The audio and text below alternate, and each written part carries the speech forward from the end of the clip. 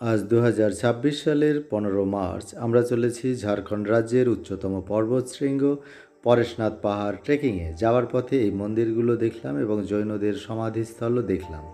এই হলো আমার টিম। এই টিম নিয়েই আমি চলেছি পরেশনাথ পাহাড়ে ট্রেকিং করতে।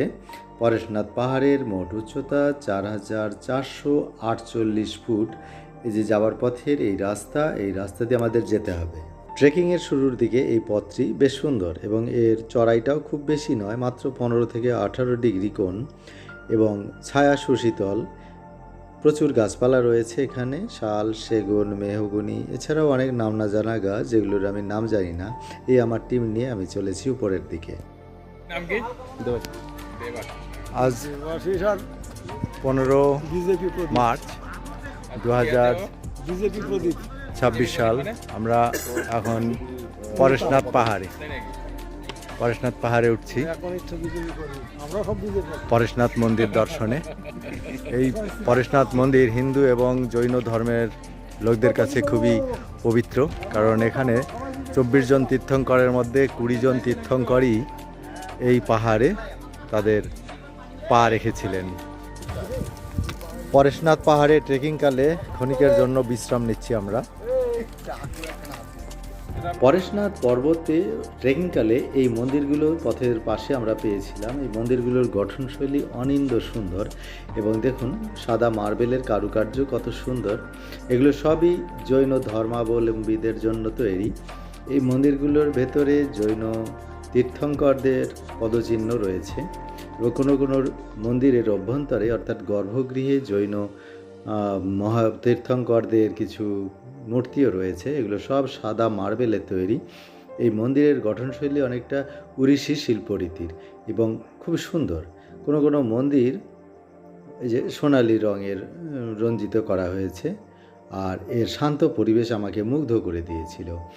আমরা মন্দির দেখাকালে একটু বিশ্রামও নিয়েছিলাম। মন্দিরের শান্ত এবং স্নিগ্ধ পরিবেশ যে কোনো পর্যটককে আকৃষ্ট করবে। যাওয়ার পথে আমরা জঙ্গলের মধ্যে বিশাল মোটা মোটা কতকগুলো লতা পাতার সন্ধান পেয়েছিলাম এবং এই লতা গাছের ওপরে উঠে আমরা দোল খাচ্ছিলাম, মজা করছিলাম, ফটো তুলছিলাম। মানে যাওয়ার পথটা এবং যাওয়ার মুহূর্তটা আমাদের কাছে যতটা পারি আমরা স্মরণীয় করে তুলে রাখার চেষ্টা করছিলাম। সবাই মিলে আমরা একটা টিম, আমাদের টিমে ছিল মোট 7 জন। যাওয়ার পথে ক্লান্তি দূর করার জন্য আমরা প্রচুর মজা করেছি, প্রচুর আনন্দ করেছি। এই জায়গাটার পরিবেশটা আমার কাছে অসাধারণ লাগছে। দেখুন কত সুন্দর। এই পথে যেতে হবে।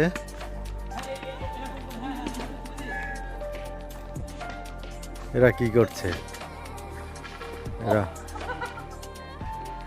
আমরা খুব ভোরের দিকে পরেশনাথ স্টেশনে নেমেছিলাম এবং সেখান থেকে একটা 4 চাকা গাড়ি করে খুব ভোরেই আমরা পরেশনাথ পাহাড়ের পাদদেশে মধুবনে চলে এসেছিলাম। পরেশনাথ পর্বতশৃঙ্গে যাওয়ার জন্য এই মধুবন থেকেই ট্রেকিং শুরু হয়। আমরাও তাই শুরু করেছিলাম এবং যেতে কোনো ক্লান্তি লাগছিল না প্রথমের দিকে, আর যাওয়ার পথে খুব মজা করছিলাম। আর ওই যে দূরে দেখা যাচ্ছে শৃঙ্গটি, ওটাই পরেশনাথ পাহাড়ের উচ্চতম শৃঙ্গ এবং বন জঙ্গলের মধ্যে সব কাঞ্চনপুর। পরেশনাথ পাহাড়ের ওপরে আদিবাসীদের ছোট ছোট ঘর, মাটির